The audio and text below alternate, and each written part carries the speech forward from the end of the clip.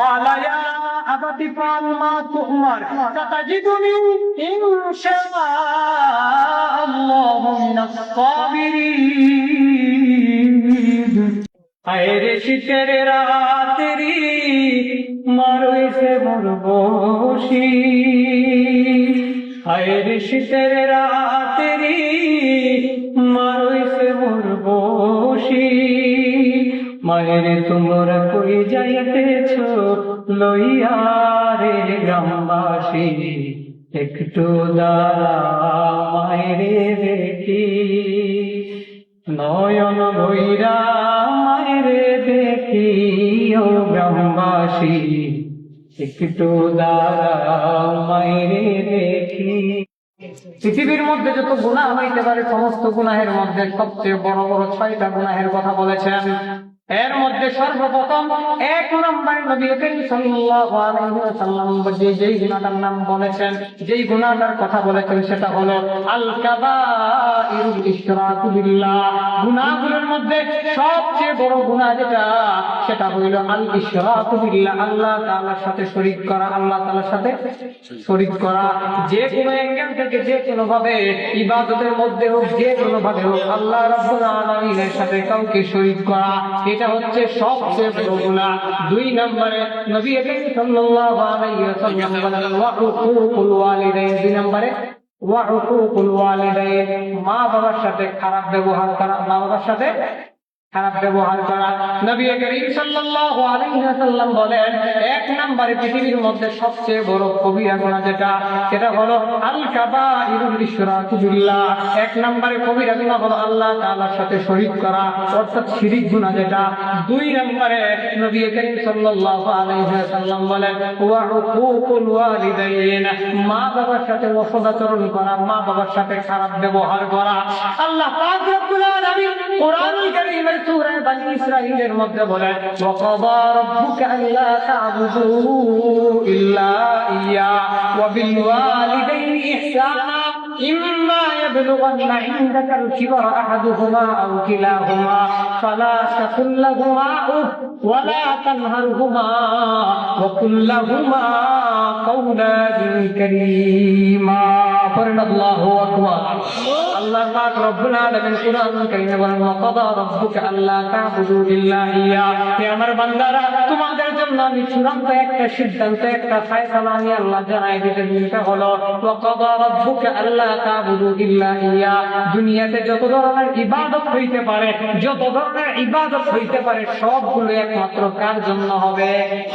আর একটু আওয়াজ দিয়ে বলেন না, কার জন্য হবে? আল্লাহর জন্য। আল্লাহ রাব্বুল আলামিন বলেন যত ধরনের ইবাদত হইতে পারে আমি আল্লাহ সিদ্ধান্ত দিয়েছি, আমি আল্লাহ ফয়সালা দিয়ে দিয়েছি, একমাত্র ইবাদত হবে আল্লাহ পাক রব্বুল আলামিনের জন্য। 2 নম্বরে আল্লাহ তা'বুদু ইল্লা ইয়্যা ওয়া বিল ওয়ালিদাইনি ইহসানা, মা বাবার সাথে সৎ ব্যবহার করা, মা বাবার সাথে ভালো ব্যবহার করা। কি করা? ভালো ব্যবহার করা। ভাইরা আমার, এই জায়গার মধ্যে আমরা অনেকে এই জায়গার মধ্যে ধরা খেয়ে যাই। আল্লাহ রাব্বুল আলামিন বলতেছেন ওয়া বিল ওয়ালিদাইনি ইহসানা, কিভাবে ভালো ব্যবহার করব? আল্লাহ রাব্বুল আলামিন কয়েকটা মূলনীতি বলে দিয়েছেন, কয়েকটা বিষয় আল্লাহ তাআলা স্পষ্ট করে মূলনীতি হিসেবে বলে দিয়েছেন। এগুলো থেকে বান্দারা সহজেই বুঝতে পারবে কিভাবে মা বাবার সাথে ভালো ব্যবহার করতে হয়। আল্লাহ রাব্বুল আলামিন বলেন ইম্মা ইয়াবলুগান্না ইনদাকাল কিবরা আহাদুহুমা আও কিলাহুমা ফালা তাকুল লাহুমা উফ। হে আমার বান্দা বান্দীরা, আমার ইবাদতের সাথে আমি আল্লাহ তোমাদের মা বাবার খেদমতটা, মা বাবার সাথে ভালো ব্যবহার করা, এটাও আমি আল্লাহ ফয়সালা করে দিয়েছি। মা বাবার সাথে ভালো ব্যবহার করবা, মা বাবার সাথে সৎ ব্যবহার করবা। কিভাবে করবা? ইম্মা ইয়াবলুগান্না ইনদাকাল কিবরা আহাদুহুমা আও কিলাহুমা। বান্দা, তুমি যখন ছোট থাকো, তুমি জন্ম নেওয়ার পরে তোমার মা শীতের রাত্রে তোমাকে কুলে নিয়ে ঘুমায় যায়, মায়ের কুলের মধ্যে প্রস্রাব করো। শীতের রাত্রে একেবারে ঠান্ডা হয়ে যায়, মা একটু আর শব্দ করে না। তোমার প্রস্রাবের ঠান্ডা নিয়ে মা ঘুমায় যায়, কিন্তু তোমার যেন ঠান্ডা না লাগে, সাথে সাথে তোমার কাপড়টা পরিবর্তন করে মা নিজের করোনাটা দিয়ে তোমাকে আরো জড়ায় দিয়ে দেয়, যেন তোমার গায়ে ঠান্ডা না লাগে। তোমাকে আরো বুকের সাথে চাপায়া ঘুম পাড়ায়, যেন ঠান্ডায় তোমার কোনো ধরনের ক্ষতি না হয়। তুমি যেন সুখ শান্তিতে মায়ের কোলে ঘুমাইতে পারো, মায়ের আঁচলের নিচে। ছোটবেলা মা তোমাকে এত মহব্বত করে, এত ভালোবাসে, কিন্তু বড় হওয়ার পরে ইম্মা ইয়াবলুগান্না ইনদাকাল কিবারা আহাদুহুমা আও কিলাহুমা, মাতা পিতা যখন বড় হয়ে যায়, কোনো একজন যখন তোমার কাছে বৃদ্ধ হয়ে যায়, অথবা দুজন যখন তোমার সামনে বৃদ্ধ অবস্থায়, তখন বৃদ্ধ অবস্থায় মানুষের ব্রেনটা একটু ঢিলঢিলা হয়ে যায়। মা বাবা অনেক সময় অনেক অযৌক্তিক কথা বলে ফেলে, তোমার কাছে এগুলো ভালো লাগে না। না রে বান্দা, না রে বান্দা, ছোটবেলা তুমি তোমার বাবাকে একটা কথা 100 বার জিজ্ঞেস করছো, তোমার বাবা কখনো বিরক্ত হয় নাই। তুমি 100 বার জিজ্ঞেস করার পরেও তোমার বাবা তোমার কথার উত্তর দিয়েছে। কিন্তু বড় হওয়ার পরে তোমার বাবা যখন একটা কথা তোমাকে 2 বার বলে, তোমার রাগ উঠে যায়। তোমার অসুস্থ বাবা, তুমি যখন একটা ঘরের মধ্যে শুয়ে আছো, পাশের ঘরে তোমার অসুস্থ বাবা শুয়েছে, তোমার বাবার কাশির রোগ, ঠান্ডার রোগ, একটু পরে পরেই কাশতেছে, রাত্রিবেলা তোমার ঘুম ভেঙে যাচ্ছে, চিৎকার দিয়ে বলতেছো বুড়া মৃত্যুবরণ করে না কেন, এই বুড়ার জ্বালায় আমি ঘুমাইতে পারি না। আছে না এরকম? আরে ভাই, এরকম সমাজে নাই? এরকম সন্তান সমাজে নাই? কয়েকদিন আগেও দেখা গেছে অসুস্থ মা কাশির কারণে মাকে ঘর থেকে বের করে দিচ্ছে রাত্রে 2টার সময়। কত বড় কোলাঙ্গা! আল্লাহ পাক রব্বুল আলামিন বলেন, মা বাবা যখন বৃদ্ধ হয়ে যায়, মা বাবার অনেক কথা তোমার সহ্য হবে না, মা বাবার অনেক কথা তোমার ভালো লাগবে না, তখন ওই সময় মা বাবার কথাবার্তার উপরে তুমি কোন ধরনের ধমক দিও না।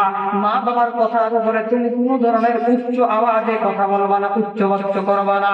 ফালা তাকুল্লাহুমা, মা বাবার কথা যদি তোমার কষ্ট লাগে, ওই কথা কষ্টটা সহ্য করে বসে থাকো, তাও মা বাবাকে উফ শব্দটাও বলিও না। ওয়ালা তানহারহুমা, মা বাবাকে কোনোদিন ধমক দিও না।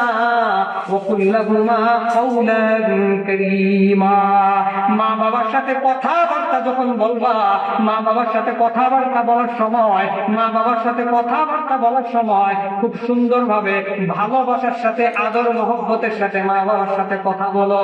মা বাবার সাথে কোনোদিন ধমকের সুরে কথা বলিও না। মা বাবার সাথে কোনোদিন ধমকের সুরে কথা বলিও না। মা বাবার সাথে কোনোদিন রাগ হয়ে কথা বলিও না রে বান্দা। এই গুনাহের কারণে কিয়ামতের ময়দানে তুমি ধরা খেয়ে যাবা। এখন যারা উঠে যাবে, বুঝে যাবে, তারা মনে হয় মা বাবাকে ভালোবাসে। আল্লাহ পাক রব্বুল আলামিন এই আয়াতের মধ্যে মা বাবার সাথে কিভাবে ভালো ব্যবহার করতে হবে আল্লাহ তাআলা কিছু দৃষ্টান্ত দিয়ে দিয়েছে। সংক্ষিপ্ত ভাবে আমি আরেকটা দৃষ্টান্ত আপনাদের সামনে তুলে ধরি। একজন নবী ছিলেন আগে, যেই নবীর দলে আমরা অন্তর্ভুক্ত, যিনি আমাদের জাতির পিতা, মুসলিম জাতির পিতা, হযরত ইব্রাহিম আলাইহিস সালাতু ওয়াস সালাম। নাম শুনছেন তো সবাই? নাম শুনেন না এমন কেউ আছেন? ইব্রাহিম আলাইহিস সালাতু ওয়াস সালামকে সবাই চিনেন। ওনার একটা সন্তান ছিল ইসমাঈল নামে, ওনাকে চিনেন? ওনাকে না চিনলে তো আমরা বড় হতভাগা। ইব্রাহিম আলাইহিস সালাতু ওয়াস সালামের পর থেকে যত নবী পৃথিবীতে আসছেন, ওনার 2 সন্তান ছিলেন, একজন ইসমাঈল আর একজন ইসহাক।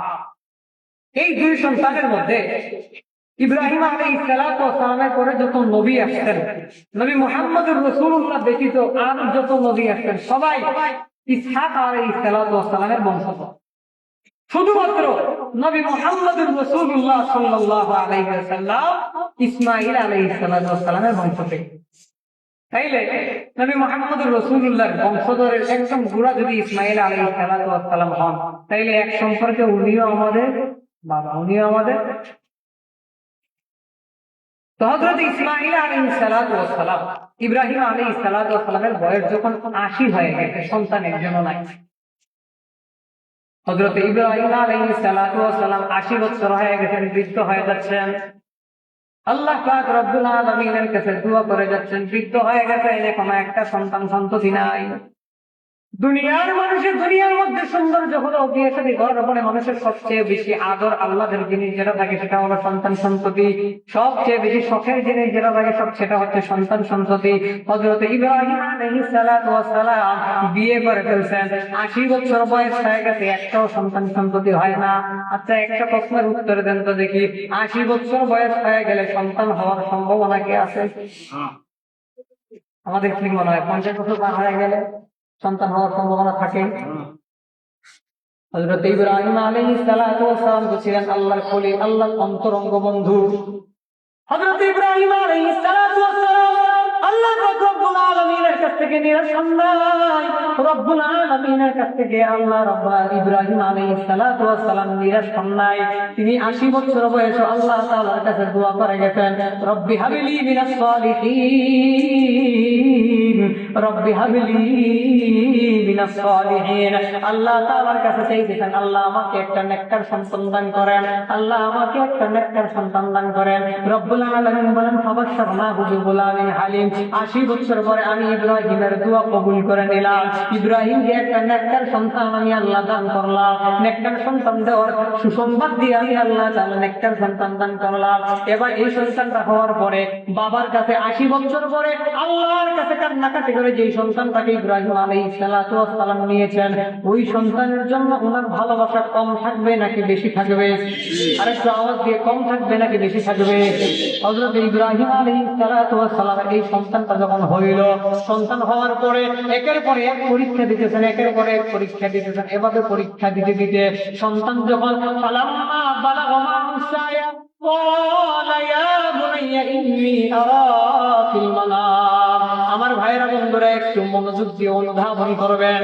সন্তান হইলে পরে, যাদের সন্তান আছে তারা বুঝবেন, সন্তান হইলে পরে সন্তান যখন বাবার কনিষ্ঠ আঙ্গুলি ধরে ধরে বাজারে যাওয়ার জন্য বায়না করে, বাবা কোনো জায়গায় গেলে বাবার আঙ্গুল ধরে ধরে যখন সন্তান হাঁটতে শিখে, সন্তান যখন বাবার আঙ্গুল ধরে ধরে হাঁটা শুরু করে, ওই সময়টা হইল সন্তানের প্রতি বাবার ভালোবাসা বাড়ার সময় নাকি?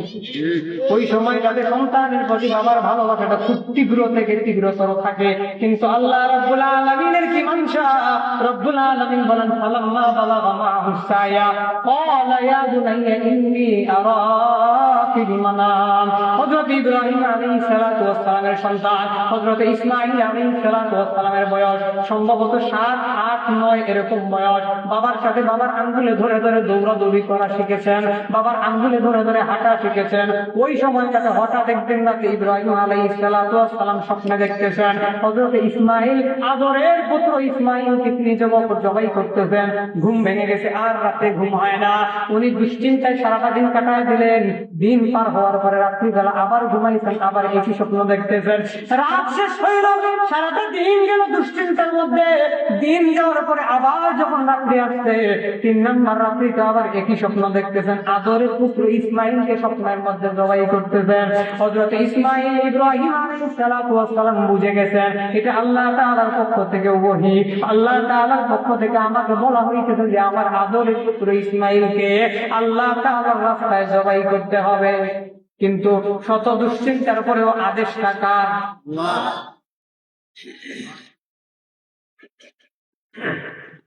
ইব্রাহিম আলাইহিস সালাতু ওয়াস সালাম তো ছিলেন আল্লাহ তাআলার অন্তরঙ্গ বন্ধু, নিজের সন্তান থেকে আল্লাহ তাআলাকে বেশি ভালোবাসতেন। এবারে রব্বুল আলামিন যখন হযরত ইসমাঈল আলাইহিস সালাতু ওয়াস সালামকে জবাই করার ওহীটা যখন স্বপ্নের মাধ্যমে ইব্রাহিম আলাইহিস সালাতু ওয়াস সালামকে বলে দিলেন, এবার ইব্রাহিম আলাইহিস সালাতু ওয়াস সালাম বৃদ্ধ মানুষ ছোট সন্তানকে দিয়ে জিজ্ঞেস করতেছেন, বাবা ইন্নী আরা ফিল মানামি আন্নী আযবাহুকা ফানজুর মাযা তারা। সবাই বুকে হাত দিয়ে একটা কথা আমাকে বলবেন। যদি আমাদের বাবা মা আমাদেরকে বলে, বাবা আমি স্বপ্নে দেখেছি তোমাকে জবাই করতেছি, তাহলে তুমি প্রস্তুত হয়ে যাও, তোমাকে আজকে বিকেলে জবাই করব। আমাদের কাউকে কি এলাকার ভিতরে খুঁজে পাওয়া যাবে না? একটু বুকে হাত দিয়ে বলেন, খুঁজে পাওয়া যাবে না।